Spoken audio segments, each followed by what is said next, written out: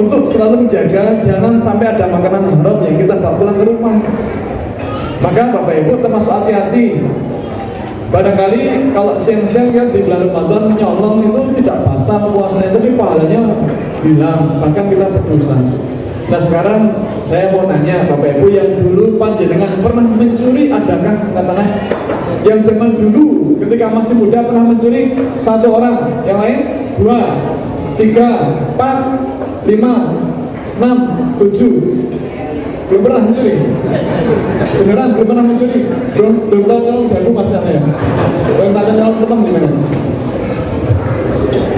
Loh Bapak itu kan kita pernah mencuri jambu kan zaman dulu. Jambu, pelem, rambutan, sawo, mungkin sersat. Jadi nanti ngelawan kita berubah gitu kan? Oh ya Allah, oh berarti laki-laki sejati gitu kan? Lakonan kalau belum pernah menjatuh itu belum jadi laki-laki sejati. Nah Bapak Ibu maaf, itu kapan? Itu kan dulu. Nah kalau sekarang apakah mesti kamu mencuri? Insya Allah tidak ya. Nah Bapak Ibu keluarnya besok. Panjenengan tentu sering membeli buah di supermarket atau di kios buah. Nanti ngicipi? Pernah? Pasti pernah. Terus non sewu nek ngicipi itu jane halal apa haram toh? Ngicipi kan jadi buah yang kecil ya, lengkeng, duku, rambutan, anggur, apa durian, apa durian, yang sang ngicipi sedikit. Bapak Ibu ngicipi buah itu halal atau haram? Monggo panjenengan 3 menit diskusi dengan kanan kiri panjenengan, monggo dibahas. Kalau belum kenal silakan kenalan dulu. Monggo dibahas ngicipi buah itu halal atau haram. Silakan jenengan rapat apa seminar apa workshop FGD lokakarya apapun silakan 3 menit. Nanti saya akan bertanya ke panjenengan yang berpendapat ngicipi buah di supermarket atau di kios itu halal, silakan acungkan tangan. Yang berpendapat haram silakan acungkan tangan. Tidak boleh abstain. Kalau abstain nanti maju ke depan sini push up. Bapak Ibu kan kita baru belajar. Yang namanya belajar itu menjawab salah itu boleh. Tidak usah bang, bahkan yang namanya belajar itu menjawab salah itu boleh. Karena baru belajar. Nah besok kalau ujian tidak boleh salah lagi. Ujiannya kapan? Baik, sudah 3 menit karena 3 menitnya kau menentukan cepat. Bapak Ibu yang berpendapat ngicipi buah di supermarket atau di kios buah itu halal, angkat tangan. 1, 2, 3, 4, 5, 6, ibu nggak ada 7, 8, 9, 10, 11, 12, 13, 14, 15, 15. Yang berpendapat itu haram, angkat tangan. 1, 2, 3, 4, 5, 6, 7. Bilang kacau beli 8, 9, 10, 24. Yang bingung angkat tangan. Malah banyak. Bapak Ibu, saya namun kan panjenengan kan dari besok.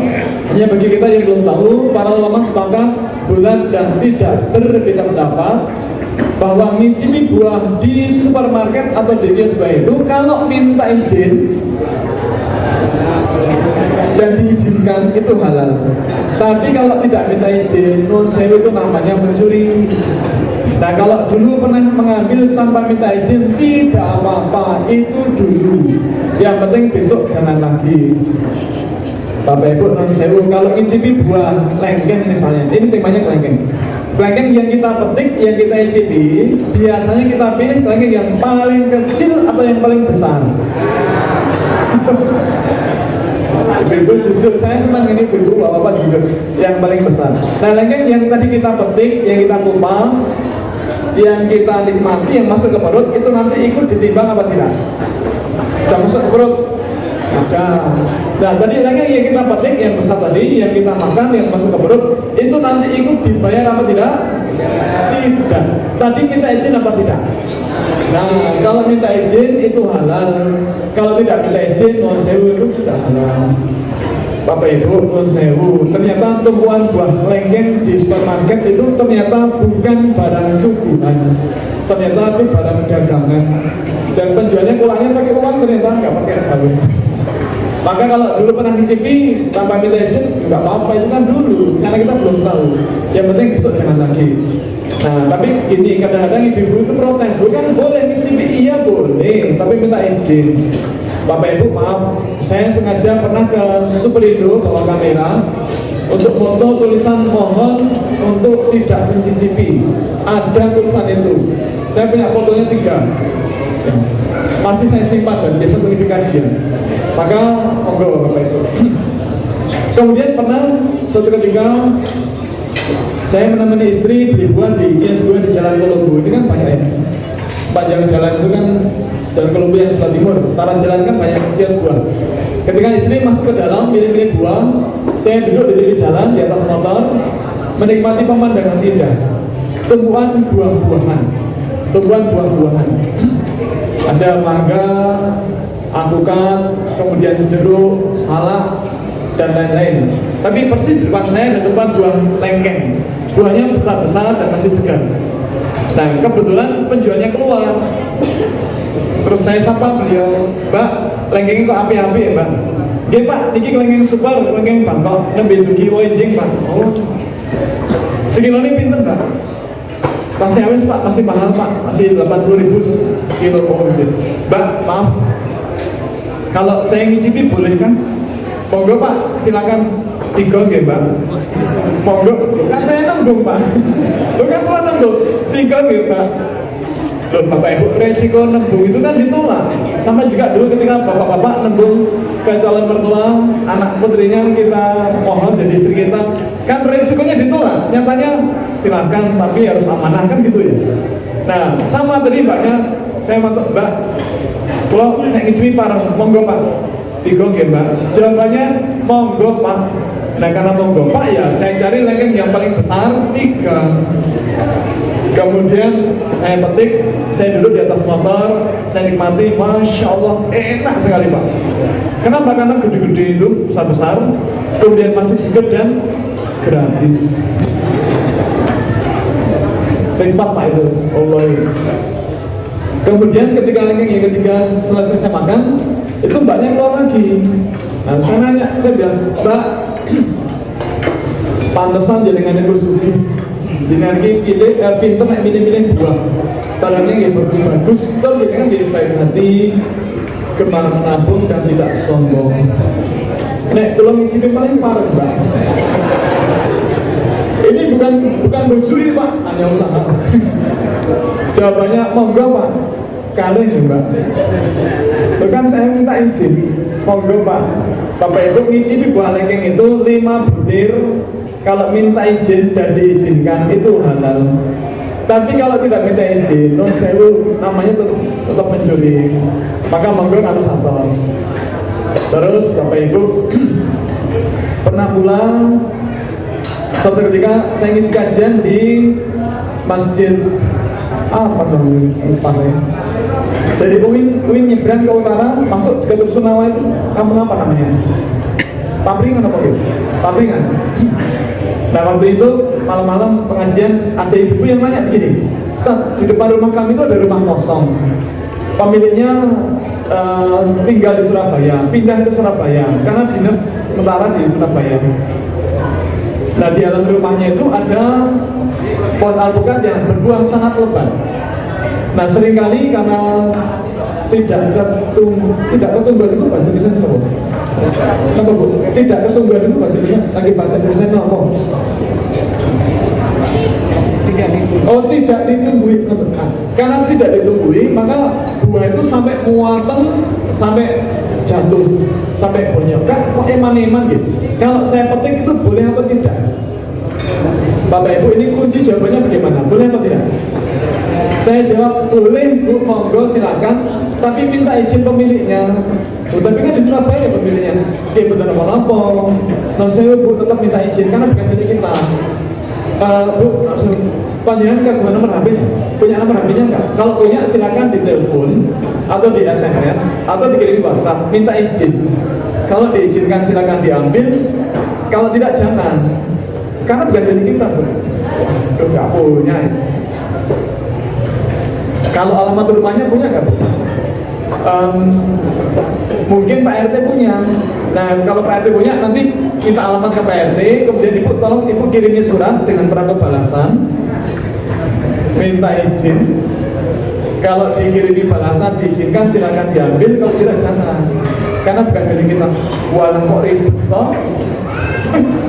Ibu kalau tidak pengen ribet, monggo tidak ke depan, itu ada kios buah, monggo Ibu mundur alpukat satu aja langsung buat kepengen. Tapi kan mubazir. Nah Bapak Ibu, yang namanya mubazir, kalau itu milik kita, kalau bukan milik kita, itu tidak ada kata mubazir.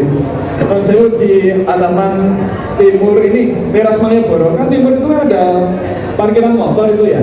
Jadi pagi, siang, sore banyak motor yang terletak di sana, bahkan sampai kehujanan, kepanasan, kok iman-iman gitu. Kalau misalnya nanti habis maghrib kita ke sana ambil satu, kok pulang boleh atau tidak? Kita kok mubazir Pak, kepanasan itu jangan. Boleh apa tidak kita pulang? Gak boleh, bukan milik kita. Jadi yang namanya mubazir kalau itu milik kita. Kalau bukan milik kita ya tidak ada kata mubazir.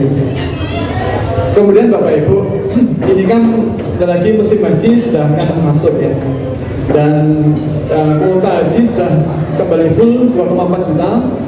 Yang kemarin kan dikurangi jadi 1 juta sedunia, tahun ini sudah normal lagi 2,4 juta. Mudah-mudahan kelak ketika pembangunan Masjidil Haram selesai, hotel-hotel selesai, kemudian bandara diperluas, mudah-mudahan kuota jamaahnya bertambah lebih dari 2,4 juta. Tetapi Bapak Ibu kan enggak, kita boleh ya umroh, dan ternyata ini akhir-akhir ini yang umroh itu penuh sekali. Nah Bapak Ibu, menurut saya kalau kita umroh atau haji, ketika pulang kan biasanya kan bawa oleh-oleh. Biasanya oleh-olehnya apa? Air zam-zam, terus apa boleh? Coklat, terus kacang Arab, pistasios, fustuk ya, fustuk, kismis. Satu paket itu sini apa mau? Air zam-zam segini ya, air zam-zam, terus kurma 2, kacang Arab 3, kismis dengan sekawan begitu. Terus apa boleh? Mungkin sekarang ada air zam-zam, terus coklat. Nah Bapak Ibu termasuk kurma. Nah kalau kita pengen ngicipi kurma, gimana caranya menunggu di sana?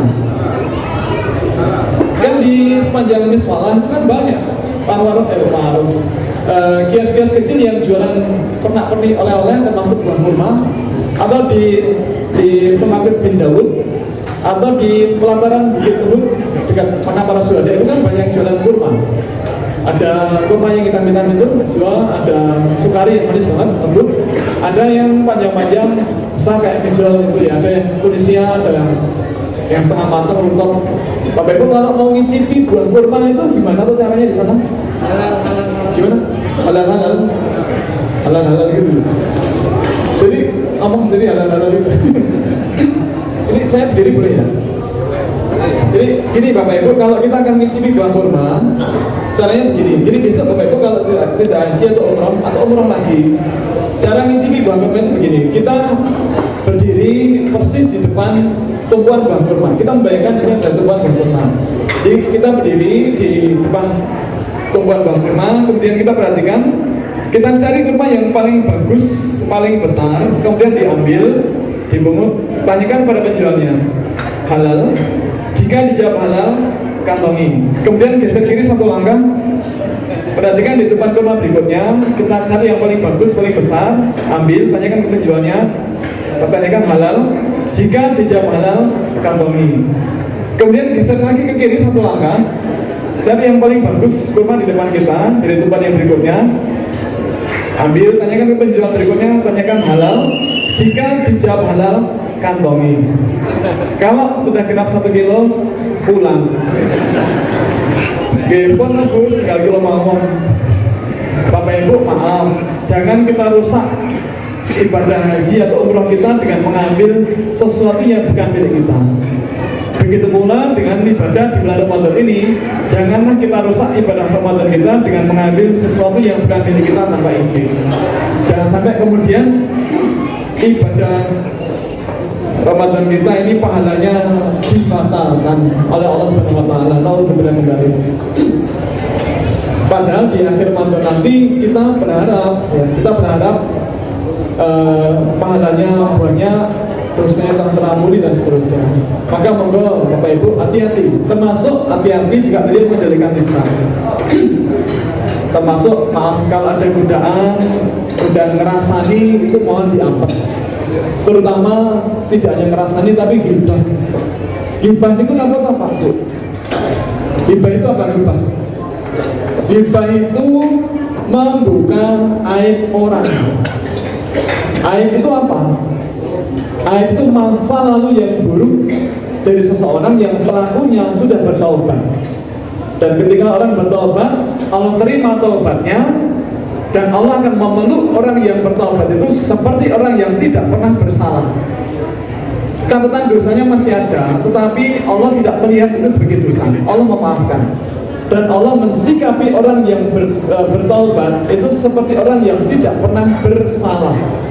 Bahkan orang yang pernah mencuri, pernah merampok, bahkan pernah membunuh, pernah syirik, itu pun semuanya diampuni Allah Subhanahu wa taala. Semuanya. Nah, kalau kemudian orang bertaubat, kemudian aib itu ditutup rapat oleh Allah Subhanahu wa taala, maka siapapun tidak boleh membuka aib itu, termasuk kita. Maka Bapak Ibu, maaf kalau ada tetangga kita yang dulu pernah, misalnya maaf, ada tetangga kita wanita cuantik jelita,